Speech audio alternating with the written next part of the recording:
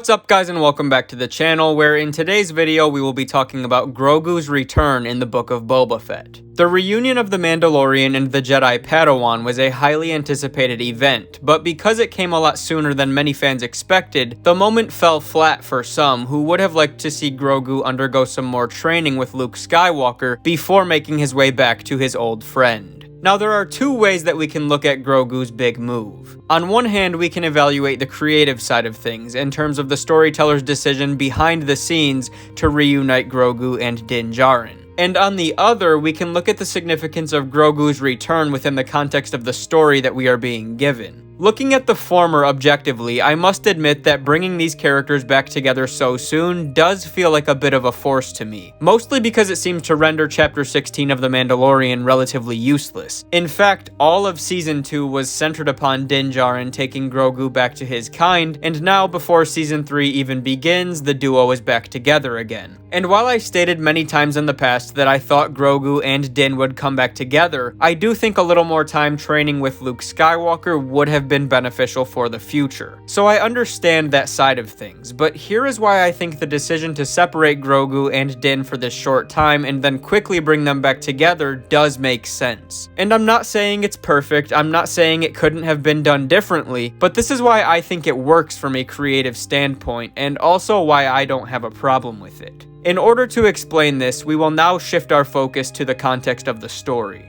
First, as previously mentioned and also discussed in videos before the Book of Boba Fett ever came out, we pretty much knew that Grogu was not going to die at Luke's Jedi Temple. We knew that there was no previous indication of him being there, we knew that Kylo Ren wasn't going to be the one responsible, as he didn't kill any of the students who died at the temple, and just chalking a main character like Grogu's death up to burning in a building would have been a pretty lame way to go. And we also know that Grogu could have the potential to live up to 1,000 years, so killing him before he even reached 100, again, would have been a pretty poor creative choice in my opinion. That's not to say that he couldn't die by some other means later in the story, but I don't think that event will come before or even during the reign of the First Order. But there's an even more important component here, one that isn't just about the events of the Skywalker saga, but about one of the most fundamental plot points of the first 2 seasons of The Mandalorian. We have known for a long time that Grogu is essentially oozing with Force potential, and in Season 2 we learned that he was once a Jedi Padawan, trained by many masters at the Jedi Temple on Coruscant. Throughout the entirety of the Mandalorian story to this point, Din Djarin's goal is to find a Jedi to reunite Grogu with his kind. And so given Grogu's past, it was absolutely necessary that he choose a path. Did he want to be a Jedi or not?